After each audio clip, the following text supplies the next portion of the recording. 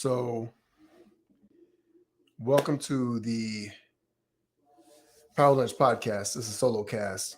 But ironically, as soon as I go live, there is an announcement outside. And I don't know if you guys can hear this, but so I live in a small city outside of Atlanta. And so every so often they do an announcement over the speaker. And so there's a broad speaker like going out right now. And so I don't know if you can hear it right outside. And so there goes the siren, right? And so that's one of the things that we deal with when it comes to live podcasts. So I'm going to mute my mic for a second. I'm going to talk to my daughter. Stick around because we got a great episode. I'm going to talk about all my failures if you can hear me because the mic is low. It's a lot going on. But Power Lunch starts right now.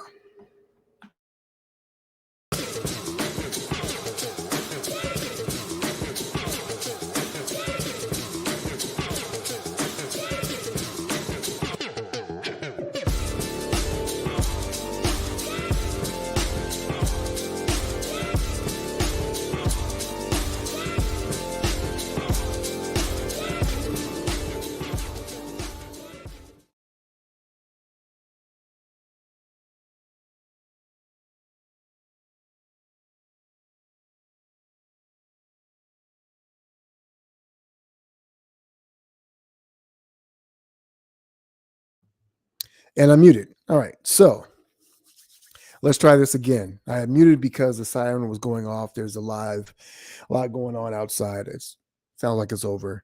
So welcome to Power Lunch. This is a Solocast, episode 85. Can't hear, now you can hear. All right, so what we're going to do is make sure you can hear me. Give me a one or a thumbs up in the comments to let me know you can hear what we got going on. I'm not going to edit this out. I'm going to leave this in. It's natural, it's live, it's what's happening. So you know that this is not overly scripted or produced, right? My name is Frederick Douglass Bussey. I am the host of the Power Lunch podcast. I'm the founder of Icon Status. It's a coaching and consulting agency. We work with entrepreneurs to help them get more clarity, freedom, impact, all that stuff. The reason why I wanted to do this episode today is because a lot of times on social media and in the world period, right, we have a lot of the highlight reels. And so there are a lot of people out there who are talking about, okay, you guys can hear. Great. Awesome. Thank you for that. Also, make sure that you are letting Facebook give StreamYard permission to show your name so I can know who you are. I like to talk to people by name. Right now on my screen, it just says Facebook user. So I don't want to call you all Facebook user because I'm pretty sure from time to time they're different ones, right? So, but the reason why I wanted to do this episode today was because a lot of people talk about the highlight reels. They show the shiny photos. They have great edits. They do photo shoots now. It's funny because now it's commonplace to do photo shoots for social media. And so it kind of burnishes our reputation. It kind of gives us more of a sheen to what we're doing. And everybody likes to talk about how much money they've made, all the things they've done, et cetera, et cetera, et cetera. And I wanted to deal with something that's a little bit more real because the reality of it is that if you're running a business, it's hard. No matter how successful you are, it gets easier in some points. And then the things that got easier only lead you to things that get harder because every level that you go to is a level you've never been to before. And so you have to discover, you have to learn, you have to unpack different things. And sometimes the lessons that we can learn are only in hindsight. But because of the high rate of failure for many businesses, right? Because of the high rate of failure, some people never get to learn those lessons. No matter what level you get to, you may make 7 figures and the business goes out of business, or it becomes defunct. Some people never get off the ground, whatever the case may be. So wherever you are, I want to be able to offer you just a little bit of insight into some of the things that I've dealt with in the past. And some of the failures, I'm going to talk about 3 of my biggest failures that I can think of right now. And some of the lessons that I learned from that. And hopefully this will be helpful for you, valuable for you as well. In the meantime, if you're watching this on LinkedIn, Facebook, or YouTube, drop a comment below. Let me know where you're watching from. I love to see your comments on what you're discovering from this. If you have questions in the meantime, feel free to drop those in as well. I want to make sure that it's super valuable for you as well. And I'm going to kind of lay some things bare for you so you can kind of see. I hope you guys don't crucify me too hard. I hope that this all makes sense and is helpful. So let me give you a little bit of context about my story, right? For some of you may know that I started out in all the way from Cali. Good to see you from Cali. I'm guessing it's Martina. I'm going to guess it's Martina. Give me a 1 if it's you, Martina. So some of you may or may not know that I started out in the music industry, and this actually goes back to my teenage years. I had my best friends at the time, Mike and Caleb Sims, Rodney Newby. We started to face a singing group, right? And so from time to time, we had different people in there that were in the group, but essentially that was the core of the group for a long time. All right. Good to see you, Martina. And so as we were in the group, our dream was to become famous, to get a record deal and those things of that nature. And so I sang in that group for, um, probably about 15 years. In between time, we swapped out several members. We had different people that joined. And in the course of that time, and at that time, this is back in the early to mid 90s, right? Early 90s, all the way up to the 2000s. And it was a difficult thing to get a record deal, right? And it still kind of is, but the options were much more limited back then. You could not make yourself famous. There was no internet to be able to put your music out. There were no streaming platforms. There were no at-home recording studios. You had to do it by saving up your money and going to an actual physical studio, creating a demo, going out and getting a deal. And so it was a very much pitch heavy process, right? Very intensive, very expensive, all those things. Anyway, so along the way, I left the group. Well, the group broke up. And over that time, because I was the main songwriter in the group, I became a songwriter producer in the industry, pitching songs, things of that nature. Sold a few songs, but it leads me to talk about my first biggest failure. My biggest failure was, so my goal was, after the group did not get a record deal, my goal was to get a publishing deal. And at that time, a publishing deal was, well, it still are, depending on what you've done, but a publishing deal was kind of the holy grail. Besides having a number one record deal, it gave you the financial stability to be able to call yourself a songwriter. And it's funny now, as I say this, I think about how much money it used to seem like to me at the time, and realizing now that it's really not that much money. But at the time, if you get a publishing deal worth around $250,000, $500,000, if you were really, really good, you had a great catalog, you had some songs that were coming out on major artists, you might get $1 million publishing deal. That felt like everything to me. And so I wrote thousands of songs, hundreds of demos, so many records, working tirelessly 16, 18 hours a day. All I lived was live, eat, sleep, and drink music. And I never got a publishing deal, never got a major publishing deal. Worked with a ton of great artists, many that you know, some that never became famous, gospel, R&B, pop, but never got a major publishing deal. And for me, that was a huge failure. And I want to talk about one of the lessons that I learned from that. One of the biggest lessons that I learned from not getting that deal was a couple of things. One is that, so I was a part of a production team. There was a producer, several other writers, there were artists, whatever the case may be, that we would have to demo the songs that were also artists that were trying to get record deals.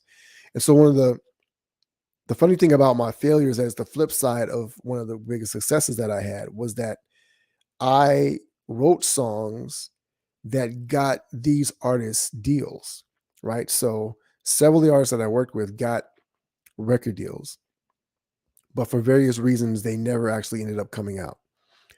But I was doing my job. I was getting them the deal. And the idea was that as a production team, we get them the record deal. And then as they get the record deal, then they put out albums and then we have the music on them. And so that's how you eventually make money. It's kind of a farm system, kind of like in Major League Baseball, but you own the major league, you own the team, and you're basically putting it all together, putting all the content and the music, et cetera, et cetera.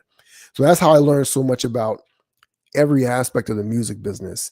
And so much of what I do now in terms of business and the marketing aspect, especially, was based on the fact that we had to essentially build a crew up from small town Alabama, bring it to Atlanta, make all this noise, and get artist record deals. And so that part of it was a success.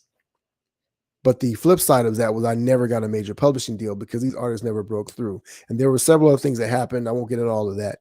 But the lesson that I learned along the way was one that was kind of rooted in myself. One was that as good as I was in art as a writer, right? I've written, I estimate, somewhere around 8,000 songs. Those songs are all over the place.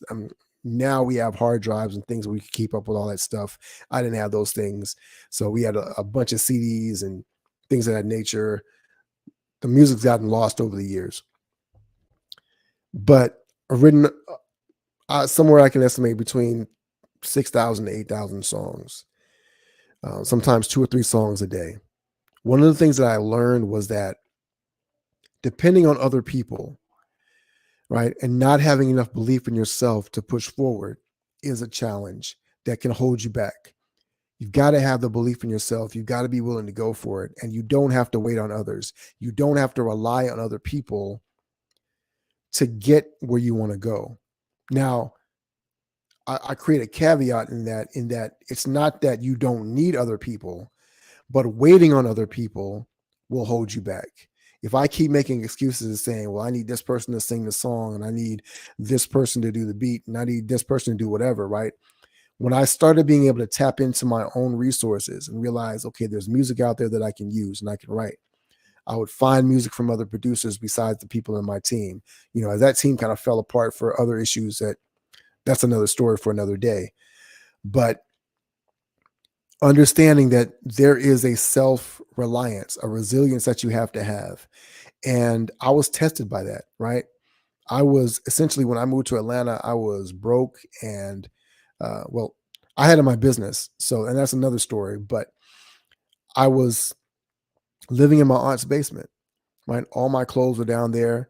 The basement was old at my grandmother's house. It's moldy and musty in there. By the time I moved out, I had to lose a lot of my clothes because they were just covered in mold and things like that.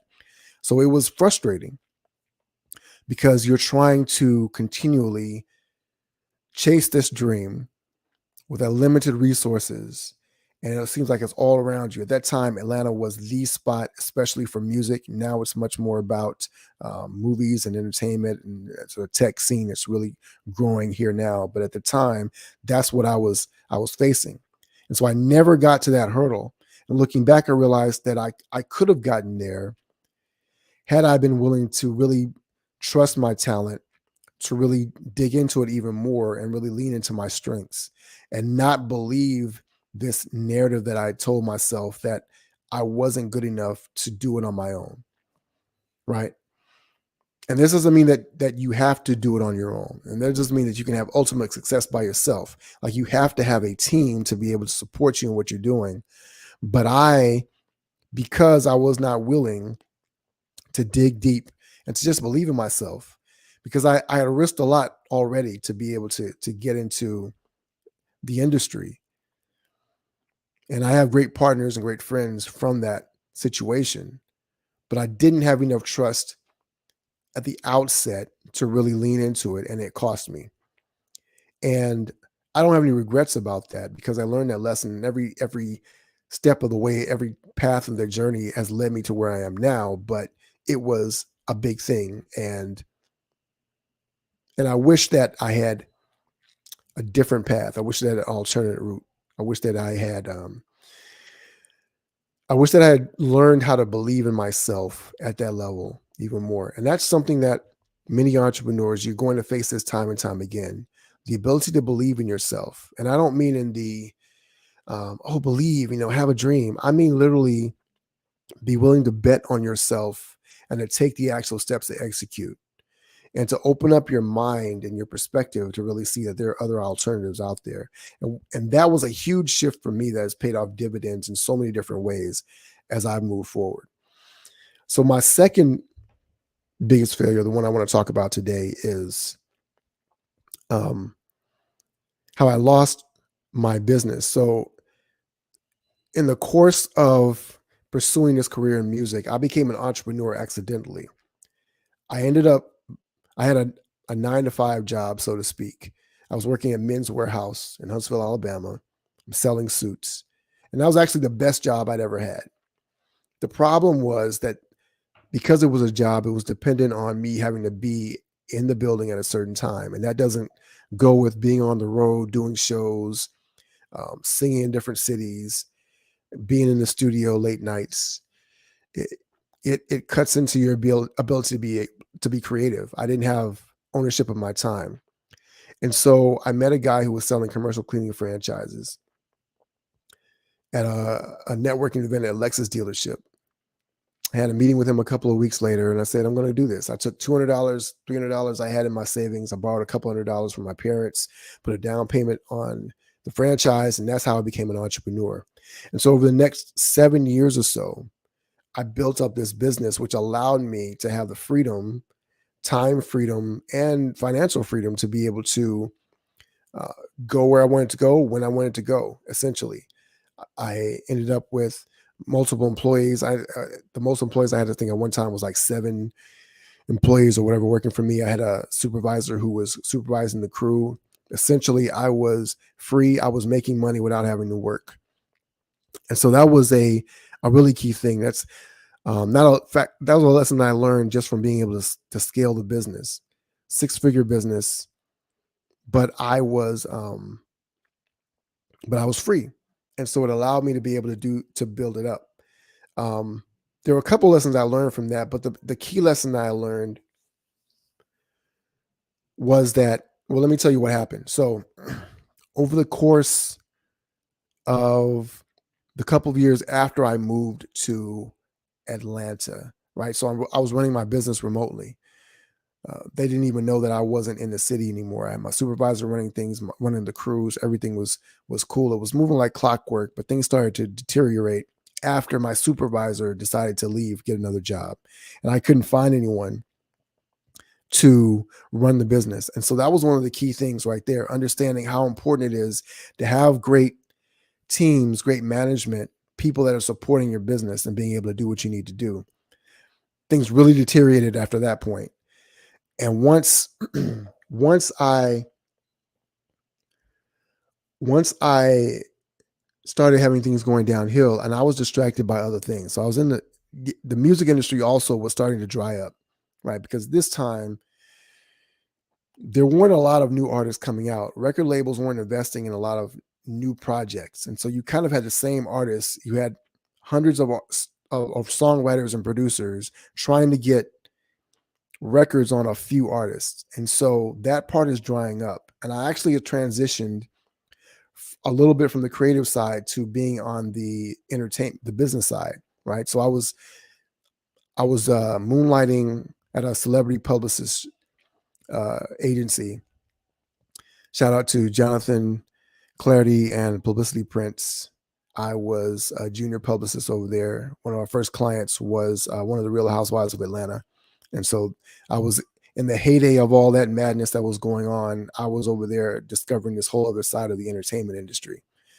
But at the same time, right, a lot went on, and I actually ended up getting fired from that job and losing my business in the same week, actually a couple of days apart.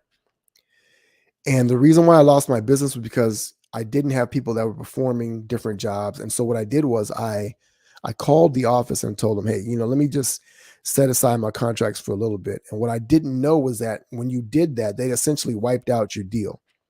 And so I thought, well, I could just pick up my franchise, but it turns out they will make you buy an entirely new franchise. And so I didn't have the money anymore. I had no cash flow. I lost my job.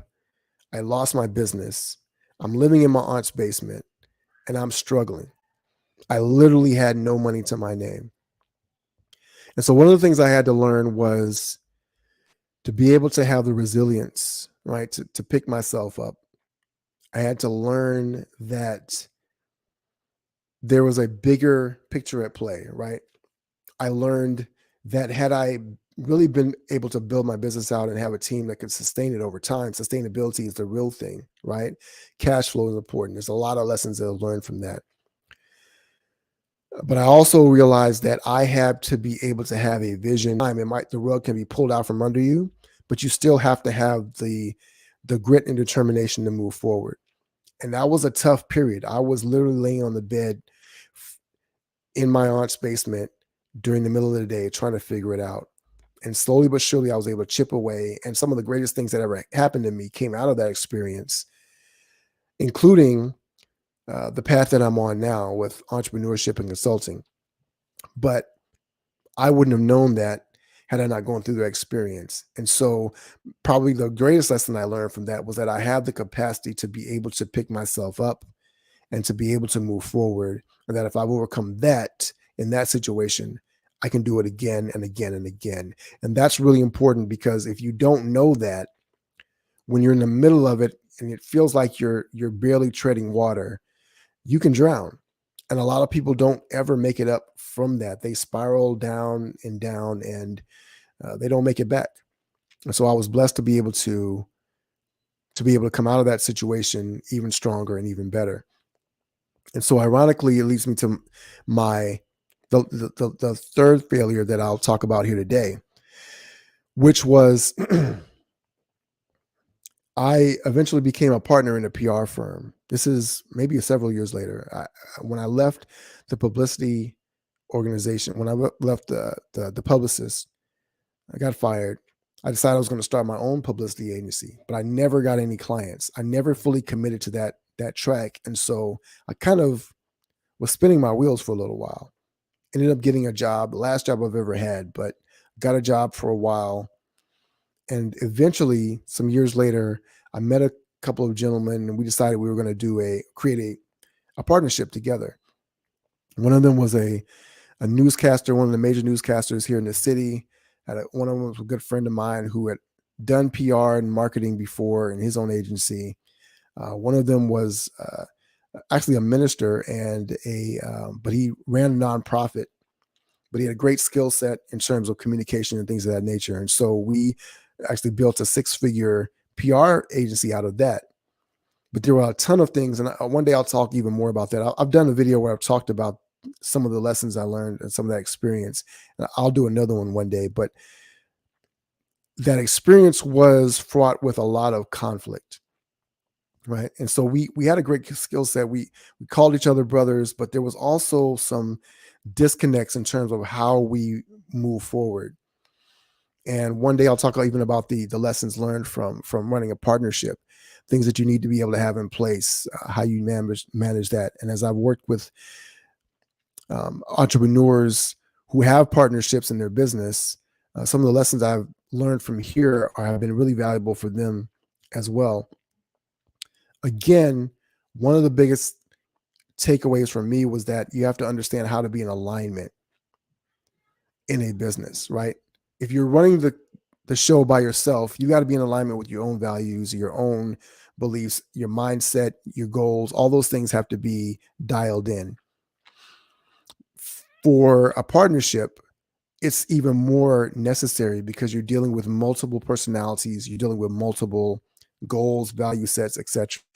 If you don't know how to navigate those things, if you don't know how to deploy great leadership, if you don't know how to sacrifice and compromise, but also be able to steer the ship in one common direction, you will fail. And I remember one of my mentors, I went to them and I talked to them about the whole process. I was really excited about it. And then moving forward, uh, as I got ready to leave, right, as I turned in my resignation, I went to him and I had this tremendous sense of failure. And he told me something. He said, most partnerships fail. Most entrepreneurs, when they have their first partnership, it fails the first time out. It's not an easy thing to do. And I've interviewed a lot of entrepreneurs over time, and many of them have said the very same thing, that partnerships are hard. And they're hard because people have competing or alternative views on how to get things done. And ultimately, it's not that there's a right or wrong way, but you can't do two things at once, right? You can't go in two directions at once. You have to be able to be aligned and be focused, and you got to be supportive of one another and what you're doing and moving forward. And so understanding that has been helpful to me in creating other partnerships going forward, learning how to have difficult conversations, learning how to have those difficult conversations in advance of conflict and setting the ground rules, learning how to be able to navigate your own mental turmoil, your own mindset, as well as the mindset and the turmoil and things that are going on in other people's lives. All those things are crucial to being able to be successful and moving forward. And it's unfortunate because we had the capacity to have a multi-million-dollar agency, and we just never hit that stride because of our inability to connect on those levels. It was a great experience with a great office downtown. A lot of things looking back now, we were ahead of our time. We had a video production studio, a 14th floor office. I want to say it was like 2,000 square feet. Not really, really, modern office space, big screens on the walls, a lot of incredible stuff. It was really, really cool. And we never capitalized on it because of the internal conflict that we had amongst the team and within ourselves. And so I also had to figure out how I was going to navigate that next space. And so there was some, I wouldn't say lost years, but there were some years after that. I left that partnership that really were formative for me, but it felt like I was spinning my wheels. It felt like I wasn't doing enough. And I did a lot of learning, a lot of growing in that space, which has allowed me to become a better coach, a better leader, a better entrepreneur because of that failure. And I'm not one that believes that you have to fail. I believe that if you are someone that is willing to learn from the failures of others, you can avoid a lot of the potholes and a lot of mistakes. But being afraid to fail will cost you even more because you'll never make progress if you don't have the courage to risk making mistakes, to risk losing it all, to risk making a misstep here or there that could cost you. Because you can't, without, as they say, there's no risk, there's no reward. You have to be willing to take that step and move forward. And so oftentimes the failures that we've had in the past can be the things that keep us from being willing to fail in the future. But if we're willing to look back, run the videotape, right? Run the game film and say, this is where we made a mistake. This is where we could have done better. This is where I can improve. I won't make the same misstep again, or I'll navigate this road or this terrain a little bit differently. It changes things. It encourages you to know that you have the capacity to move forward from that. And so one of the things that I have looking backwards now is the capacity to be able to say, oh, I did this, but I got better. Oh, I did this, or I messed up, but I survived. Or this all went wrong, but I'm still here and I'm thriving. And I'm in a better position now than I ever was. And so if you're listening to this and you're going through a period where things are rocky for you, rocky in your business, or maybe you've had a failure and you're considering, retooling, pivoting, going forward. Maybe you are at a level of success where everything is kind of rocking for you, but you need to continue to grow. You need to continue to move forward to take that next quantum leap in your business, but you're just nervous. You're anxious about being able to succeed with things because of what's gone wrong in the past, what you've experienced in the past. I want you to understand, yes, success can be traumatic. Failure can be traumatic. Failure will trigger trauma that you had in the past in other situations. But you can navigate it and you can move forward. there is a path forward. So always be able to learn and take what you've learned and be able to implement it to create greater success for you in the future. I know it because I've done it. I've seen it. I've experienced it, and things get better. I do not have the phrase ever forward lightly. I've earned that phrase, right? It's a mindset that I've been able to implement because I understand, yes, you got to keep going because forward is the only direction that matters. Life only moves forward. To quote the great Jay-Z, right? The philosopher Jay-Z, life doesn't move backwards, it moves forwards. And so we have to keep moving and keep pushing, progressing. And failure can be the catalyst for that if we are willing to take the lessons from it and learn what we need to learn. All right. So that's the show for today. Hopefully this has been helpful for you. If you're watching this still, I appreciate you, Martina, for dropping the notes, taking notes all along the way. These are the cliff notes for those of you who are watching the show, the summary.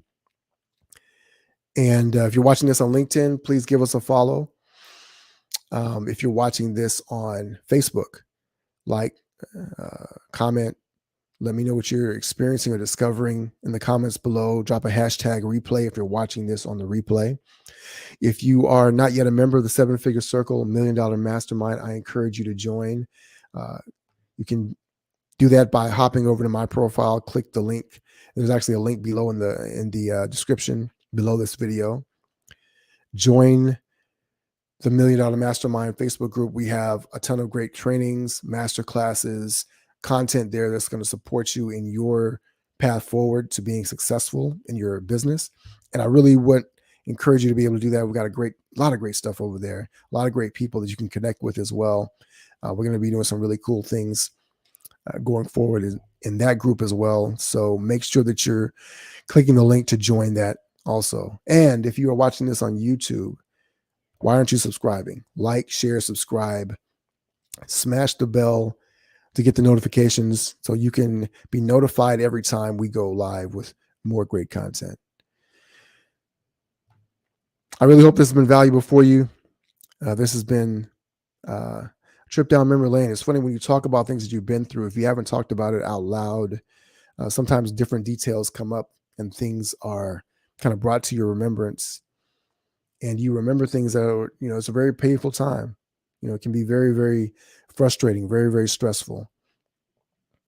But you're going to get through it. You can get through it if you continually focus on your gift. If you learn that, again, remember that life moves forward and that you've already survived a lot of things. You've already survived a lot of things you thought you would survive. You've gotten out of situations that you thought you would never be out of. And if you allow that to be able to mold you and shape you to build muscle and not to tear you down, you can actually come out of that so much further ahead, so much stronger, so much more focused, and so much more prepared to be even more successful down the road. All right. I appreciate those of you for dropping by, for watching for a second, a minute, or even longer. Martina, I appreciate you taking notes as always. You're amazing. Blessings and on all of you. I'm Frederick Douglass Bussey. This has been the Power Lunch Podcast, another Solocast. Ever forward.